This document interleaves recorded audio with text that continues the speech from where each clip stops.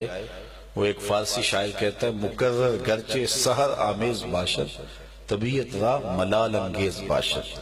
جو چیز بار بار بیان کی جائے اس میں جادو کیوں نہ ہو پھر بھی طبیعت پہ بوجھ بنتی. لیکن کلام اتنا خوبصورت تھا کہ جب بات کرتے تو اس کو دہرا کے کرتے اور ہر بار نئی چاشنی محسوس کی جاتی. میرے آقا کریم علیہ السلام گفتگو طویل کرنے کا مزاج نہیں رکھتے تھے.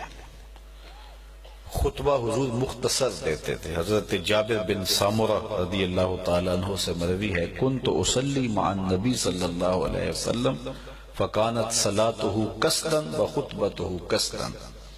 کہتے میں حضور کے ساتھ نماز بھی پڑھتا تھا خطبے بھی سنتا تھا. حضور کی نماز بھی لمبی نہیں ہوتی تھی خطبے بھی لمبے نہیں ہوتے تھے. سامعین کا خیال رکھتے اور ان کے وقت کو کم سے کم لیتے تاکہ ان کو تھوڑے وقت میں زیادہ باتیں پہنچا دی جائیں. حتیٰ کہ حضور نماز پڑھاتے جب تو وہ بھی مختصر پڑھاتے, لمبی قرات نہیں کرتے تھے. بعض اوقات ایسا ہوتا کہ خواتین کے ساتھ بچے آئے ہوتے تو وہ روتے تو ماؤں کے دل بے چین ہوتے, حضور قرات مزید مختصر کر دیتے. ہاں ایسا ہوتا کہ جب اکیلے حضور نماز پڑھتے تو پھر اتنی طویل نماز پڑھتے کہ مالک نے بھی کہا اے چادر اوڑھنے والے ساری رات جاگا نہ کر کبھی سو بھی لیا کر. لیکن جب لوگ ساتھ شامل ہوں تو ان کا حضور پورا پورا خیال رکھتے تھے اور یہی حسن ہوتا ہے. لیکن مختصر ہونے کے باوجود حضور کی گفتگو مضامین کا احاطہ کیے ہوتی اور انتہائی جامعیت کی حامل ہوتی. لہو خورشید کا ٹپکے اگر ذرے کا جگر چیر, اور یہ کلام کا حسن ہوتا ہے. یعنی 3 گھنٹے کی تقریر نتیجہ نکالو تو کچھ بھی نہ ہو, چند لفظ ہوں لیکن معنی و مطالب کی کائنات آباد ہو. اور یہ اللہ نے اپنے محبوب علیہ السلام کو حسن دیا تھا, جمال دیا ہے. صاحب تاریخ فرشتہ نے ایک واقعہ لکھا ہے کہ سلطان محمود غزنوی ایک دن گھر سے باہر نکلا, سونے کا شمعدان لیے آگے آگے خدام چل رہے تھے.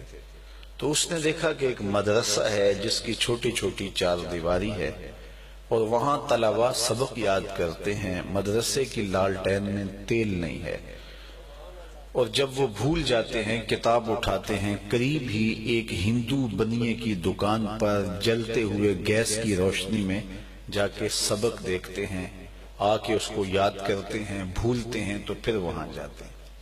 اس کا دل پسیج گیا, قریب آیا تو وہ شمعدان ان طلباء کو دے دیا. طالب علم راضی ہو گئے, اللہ کے رسول بھی راضی ہو گئے.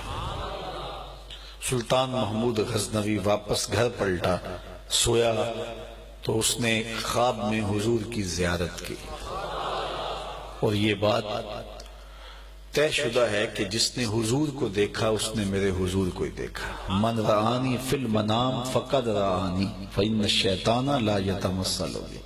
حضور علیہ السلام نے فرمایا جس نے مجھے دیکھا اس نے مجھے ہی دیکھا. شیطان خواب کے اندر آ کر بھی میری مثل ہونے کا دعویٰ نہیں کر سکتا. اور دوسری بات یہ ہے کہ حضور جس کے خواب میں گئے قصد, ارادے اور مرضی سے گئے. میں کسی کے خواب میں جاؤں, آپ کسی کے خواب میں جائیں, ہمیں علم بھی نہیں ہوتا. لوگ فون کر کے پوچھتے جناب آپ رات خواب میں آئے تھے تو میں کہوں گا مجھے تو نہیں پتا. اور اگر آپ کسی کے خواب میں اس کو نظارہ دے دیں اور وہ آپ کو پوچھے تو آپ کو بھی علم نہیں ہوگا.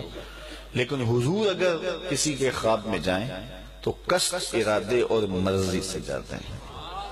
تیسری بات یہ بھی ذہن نشین کر لیں, خواب میں کسی سے کچھ وصول کریں یا کسی کو کچھ دیں تو وہ محض خواب ہوتا ہے. آپ نے کسی سے قرض لینا تھا تو خواب میں وہ آ کر لٹا گیا تو صبح اٹھ کے کھاتے سے نام کاٹ دیں گے؟ خواب میں دیکھ گیا نا, بھوک میں تڑپتے ہوئے سو گئے اور خواب میں 5 اسٹار ہوٹل سے کھانا کھاتے رہے, صبح اٹھ کے ناشتے کی ضرورت پڑے گی یا نہیں پڑے گی؟ کھانا تو کھایا ہے لیکن خواب میں کھایا نا. وہ کسی نے کہا 100 بار میرے ہاتھوں میں تیرا دامن آیا, جب آنکھ کھلی تو اپنا ہی گریباں تھا. کچھ نہیں ہوتا, خواب محض خواب ہوتا ہے. لیکن اگر حضور خواب میں کسی کو کچھ عطا کریں تو وہ محض خواب نہیں ہوتا. امام بوصیری سے پوچھو. رات چادر ملتی ہے، صبح اٹھتے ہیں کندھوں پہ موجود ہوتی ہے۔